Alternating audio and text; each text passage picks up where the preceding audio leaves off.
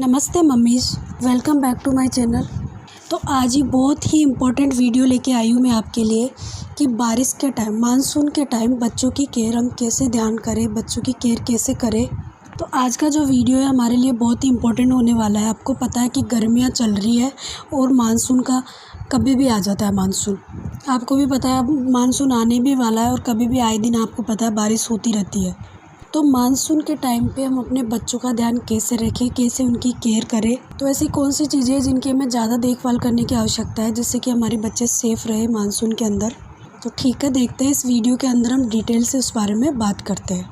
और अगर आपको मेरा ये वीडियो थोड़ा भी हेल्पफुल लगे तो प्लीज़ लाइक, कमेंट और शेयर ज़रूर करना और इसको सब्सक्राइब ज़रूर करना, बिकॉज़ मैं आपको बहुत ही हेल्पफुल वीडियोस डालने वाली हूँ उसमें आपके बच्चों से रिलेटेड, कि आपको आपके बच्चों की केयर करने में और हेल्प मिलेगी।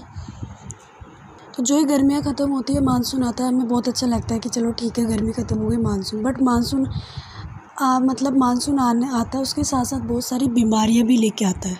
अब मानसून आता है तो हम बहुत खुश भी होते हैं, बहुत अच्छा मौसम होता है, क्योंकि मुझे खुद को बहुत पसंद है और बच्चे भी इंजॉय करते हैं। बट साथ में बहुत सारी बीमारियाँ भी होती है, क्योंकि इस मौसम में बहुत सारे बैक्टीरिया, बहुत सारे फ्लूज़, बहुत सारी जैसे मच्छर वगैरह, ये सब अलग अलग टाइप्स की जो बीमारियाँ ये सब पैदा हो जाती है। और ये जो भी मच्छरों से रिलेटेड बीमारियाँ सब इस टाइम क्या बढ़ जाती है और ज़्यादा बढ़ जाती है ये। तो हमें इस टाइम बच्चों की केयर दुगनी करनी पड़ती है। और मैं जो भी आपको बताऊँगी ये सब मैंने, मेरी गुड़िया हैं जैसे अभी 2.5 साल की हो चुकी है, मेरे सब जो भी है मैंने उस पर यूज किया हुआ है और मेरा पर्सनल एक्सपीरियंस मैं आपके सामने शेयर कर रही हूँ। आई होप आपको भी ये बहुत हेल्पफुल लगेगा। तो देखते हैं हम मानसून में बच्चों की केयर कैसे करें, कैसे उनकी देखभाल करें। तो सबसे पहले बात करते हैं मसाज की, मतलब मालिश की बात करते हैं। स्पेशली जो 1 साल तक के बच्चे या थोड़े बड़े बच्चे होते हैं, जैसे 16-17 महीने तक के बच्चे होते हैं, उनको हमें रेगुलरली मसाज ज़रूर देनी चाहिए। ठीक है, तो हमें डेली कोशिश ये करें कि हम रेगुलरली उनको मसाज दें, उनकी बॉडी को जो थोड़ा वार्म फील हो उनको। अब बात आती है कि जो ये मानसून वाला मौसम होता है, बारिश वाला, इसमें किस ऑयल से मसाज करें। मैंने आपको पहले भी बताया था, तो आप इस टाइम कोकोनट ऑयल को ही यूज़ करें। उसको थोड़ा सा वार्म करके कटोरी में डाल के थोड़ा सा वार्म करके उसको ही मतलब यूज़ करें मसाज करने के लिए, क्योंकि ये तेल ऐसा है कि बच्चे की बॉडी जल्दी से इसको ऑब्जर्व कर लेती है और जब भी हम जैसे उसको बच्चे को बाद में वॉश करते हैं तो ये अच्छे से बॉडी से निकल जाता है। तो इस वजह से बच्चे की बॉडी में रैशेज वगैरह कम होंगे और उसको ज़्यादा रैशेज वगैरह नहीं होंगे मतलब। अब सेकंड पॉइंट है बाथिंग मतलब नहाना, मतलब बच्चे को नहलाने की बात करते हैं। तो अपन जैसे कि मानसून का टाइम आता है, मतलब बारिश का टाइम आते ही हम सोचते हैं कि यार थोड़ी ठंड है, बच्चे को नहीं मतलब रहने देते, आज क्या नहलाएंगे। बट नहीं, ऐसा नहीं करना। मतलब बच्चे को आप डेली ही बाथिंग करवाएं, डेली बाथिंग दें रेगुलरली अच्छे से। अगर थोड़ी ठंड है, ठंडा मौसम है, तो आप थोड़ा सा पानी को वार्म करके थोड़े से गुनगुने पानी से भी बच्चे को बाथिंग दे सकते हो। उसको डेली बाथिंग देना ज़रूरी है। उससे क्या, उसकी बॉडी की क्लीनिंग होएगी और उसको अच्छा फील होगा। ठीक है, तो बच्चे को नहलाना बहुत ज़रूरी होता है डेली, क्योंकि इस टाइम बहुत ज़्यादा बैक्टीरिया वगैरह, बहुत ज़्यादा मतलब मौसम में बहुत वो रहता है, तो इससे क्या बच्चे की बॉडी गंदी हो जाती है, तो उसको मतलब क्लीनिंग करना बहुत ज़रूरी है। इसके बाद है नेक्स्ट पॉइंट है अपना क्लोथिंग मतलब कपड़े। तो किस टाइप, बारिश के मौसम में किस टाइप के कपड़े पहनाएं बच्चे को।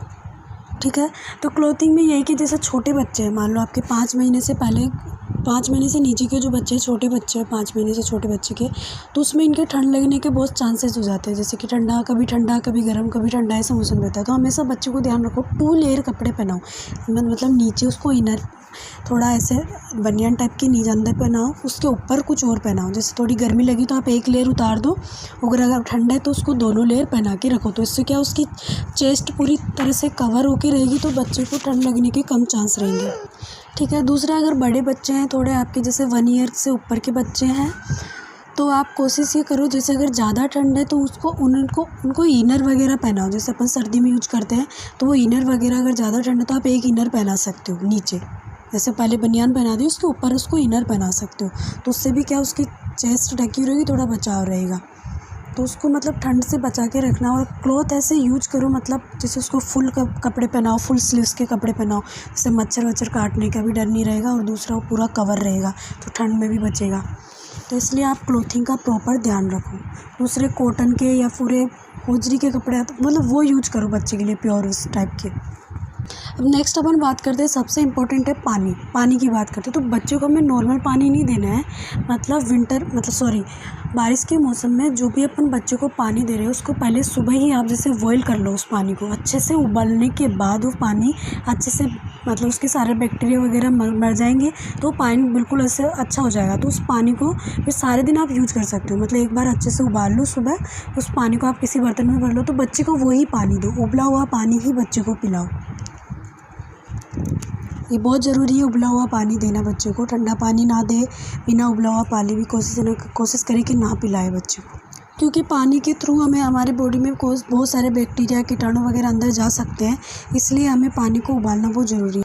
फिर नेक्स्ट है कि दूसरा अगला पॉइंट है कि बच्चे को बाहर का खाना बिल्कुल भी नहीं देना। जो भी बाहर की चीज़ें हैं वो बिल्कुल अवॉइड करो। वैसे भी अभी तो बाहर तो अपन जाते भी नहीं है, बहुत कम जाते हैं, क्योंकि लोग अभी कोरोना जैसी इतनी महामारी चल रही है अपने, तो अपन कोशिश ये करते हैं कि बाहर बिल्कुल भी नहीं जाए, बाहर से कुछ भी नहीं लाया जाए, और जो भी खिलाए बच्चे को बिल्कुल बना हुआ खिलाए, ताज़ा खिलाए, घर का ही खिलाए। बाहर की कोई भी ऐसी चीज़ नहीं खिलाए जिससे अपने बच्चे को नुकसान हो। और दूसरी बात कि ठंडी कोई चीज़ नहीं खिलाए, जैसे शाम की कोई चीज़ है वो सुबह ना खिलाए, सुबह की शाम को नहीं खिलाए, उससे भी बच्चे को नुकसान हो सकता है, उसकी बॉडी को भी। तो हमें ठंडा खाना भी अवॉइड करना चाहिए। यहाँ तक कि बच्चों को क्या, बड़ों को भी ठंडा खाना अवॉइड करना चाहिए। कभी भी उनको रात का खाना सुबह, सुबह का खाना शाम को ऐसा नहीं खाना चाहिए।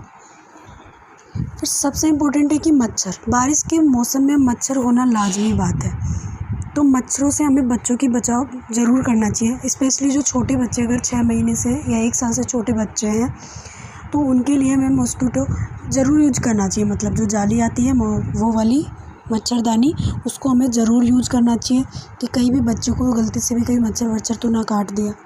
और हमें मच्छरों से बचाव करना बहुत ज़रूरी है बच्चों का, क्योंकि ये जो भी बीमारियाँ होती है, डेंगू, मलेरिया, ये सब यहाँ से ही आती है। इसलिए हमें, छोटे बच्चे हैं तो हमें मच्छरदानी का यूज़ ज़रूर करना चाहिए, क्योंकि अगर हम मच्छरदानी से यूज करेंगे, अच्छे से पैक कर देंगे, तो बच्चा आराम से खेल सकेगा, हमें भी टेंशन नहीं रहेगी। और अगर आपके बड़े बच्चे अगर वो बाहर भी जाते हैं पार्क पे, तो आप कोशिश करो, जैसे मामाअर्थ की एक क्रीम आती है तो आप बच्चे को वो यूज़ कर सकते हो, वो भी काफ़ी अच्छी है, मैं भी यूज़ करी है मैंने भी, तो वो भी काफ़ी अच्छी है। तो इसलिए हमें मच्छरों का ध्यान रखना बहुत ज़रूरी है, ठीक है। इसके बाद है नेक्स्ट कि बारिश के मौसम में कोल्ड कफ, मतलब एक खांसी जुकाम होना बहुत नॉर्मल है, ठीक है। तो बच्चों को सर्दी जुकाम बहुत ज़्यादा जल्दी भी लग जाते हैं, क्योंकि उनकी इम्यूनिटी इतनी स्ट्रॉन्ग नहीं होती।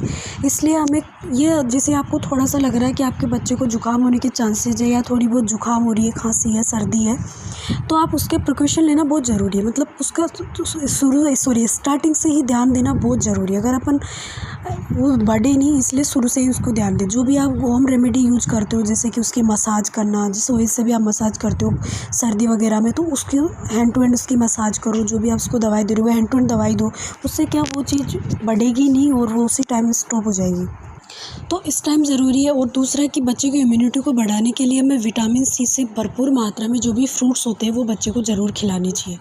जैसे जूस वगैरह हो गया, संतरे का जूस हो गया, मतलब जो भी जूस है विटामिन सी से रिलेटेड, वो सारे जूस हमें बच्चे को ज़रूर देना चाहिए। इससे उसकी इम्यूनिटी स्ट्रॉन्ग होगी, ठीक है। नींबू पानी हो गया, पपीता हो गया, मतलब संतरा का जूस हो गया, इनमें सब में विटामिन सी भरपूर मात्रा में होता है, तो ये सब हमें बच्चे को ज़रूर देना चाहिए, ठीक है। दूसरा, अगर बच्चों को थोड़ी सी भी खांसी है, मतलब खांसी है, सर्दी है, जुकाम है, तो आप उसके लिए घर पे ही उसकी मसाज करो। घर पे ही आप एक ऑयल बना सकते हो, जो मैंने हमेशा मेरे दोनों बच्चों पे यूज करा है मैंने। जैसे मुझे थोड़ी सी भी लगा है कि उसकी जुकाम है, तो मैं हमेशा उस ऑयल की उसकी चेस्ट पे हो गया, पीछे पीठ पे हो गया, पैरों में हो गया, हैंड्स पे हो गया, यहाँ पे हमेशा मालिश करती थी, तो उसके जल्दी से मतलब बहुत जल्दी उसको रिलीफ मिल जाता था। जैसे कि मैंने सरसों का ऑयल ले लिया, उसमें थोड़ा अजवाइन डाला, उसमें लहसुन की 2-3 कलियाँ डाल दी, उसके अंदर थोड़े से तुलसी के पत्ते डाले, ठीक है। और उन सबको अच्छे से वार्म करके पका के उसको ठंडा करके थोड़ा थोड़ा गुनगुना बेबी के जैसे चेस्ट में, पीठ में, पीछे, पैरों में, नीचे मतलब पैर के नीचे, और यहाँ हाथों में, मतलब हैंड्स में, यहाँ मैंने उसके अच्छे से मसाज करी। उसको बहुत जल्दी रिलीफ़ मिलता है, और उसको सुला दो फिर मसाज करके, तो आप देखोगे कि बहुत जल्दी उसको रिलीफ़ मिल जाएगा। तो ये भी आप घर पे कर सकते हो, ये वाला ऑयल बना के।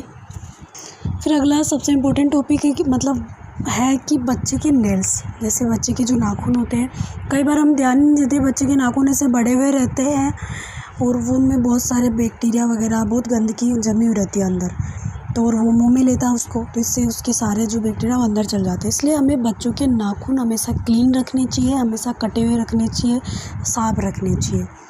तब आप ध्यान रखो कि बच्चे के कहीं नेल्स तो नहीं बढ़ रहे, बड़े हुए तो नहीं है, उनकी वजह से कोई गंदगी तो अंदर तो नहीं जा रही उसके, तो इसलिए उस नाखूनों का भी स्पेशली हमें ध्यान रखना चाहिए। सबसे लास्ट पॉइंट है कि जैसे कि भाई साफ़ सफाई, बारिश के मौसम में साफ़ सफाई का पूरा ध्यान रखना चाहिए। जैसे हमारे घर के अंदर की बात करें तो हमारा घर बिल्कुल क्लीन होना चाहिए, कहीं पे भी गंदगी नहीं होना चाहिए। जैसे कि बच्चे खेलते हैं पर्स वगैरह पे, उसके थ्रू उनकी गंदगी अपने उसके हाथ पे लग जाती है, फिर वो हैंड अपने मुंह में ले लेते हैं तो उनके अंदर चल जाती है। इसलिए हमें बिल्कुल अच्छे से क्लीन रखना चाहिए घर को। दूसरी बात है कि जैसे उनके टॉयज़ वगैरह, उनको भी हमें टाइम टू टाइम क्लीन रखना चाहिए, जिससे कि उनके वो मुंह में लेते हैं टॉयज़ को, उससे भी गंदगी अंदर जाने के चांसेस रहते हैं, तो उनके टॉयज़ को भी हमें रेगुलरली क्लीन रखना चाहिए। इसके बाद आते हैं हम बाहर की, घर की बाहर की बात करते हैं। जैसे कहीं पे भी पानी इकट्ठा हो जाता है, जैसे हमारी छत के ऊपर पानी इकट्ठा हो जाता है, कोई सामान में पानी भर गया बारिश का, तो वहाँ पे क्या वो जल्दी मच्छर वगैरह पैदा हो जाते हैं, तो उन मच्छर पैदा होने से वो बहुत सारी बीमारियों को जन्म दे सकते हैं मतलब। तो इसलिए हमें पूरा साफ़ सफाई का ध्यान रखना चाहिए, कहीं पे भी ऐसा पानी इकट्ठा नहीं होने दे, मतलब गंदगी ना रखें जिससे कि मच्छर वगैरह पैदा होने के चांस ही ना होए। इसलिए हमें साफ़ सफाई का पूरा ध्यान रखना चाहिए। ठीक है फ्रेंड्स, तो ये आज का वो वीडियो मेरा बारिश से रिलेटेड था कि बारिश के मौसम में बच्चों का स्पेशली कैसे ध्यान रखें, चाहे वो छोटे बच्चे हो या बड़े बच्चे हो, तो उन्हें हमें कैसे बचा के रखें। तो आई होप अगर मेरा वीडियो आपको अच्छा लगे तो प्लीज़ शेयर करना, लाइक करना और कमेंट ज़रूर करना, और प्लीज़ हो सके तो सब्सक्राइब भी करना अगर आपने नहीं कर रखा हो तो। Thank you so much.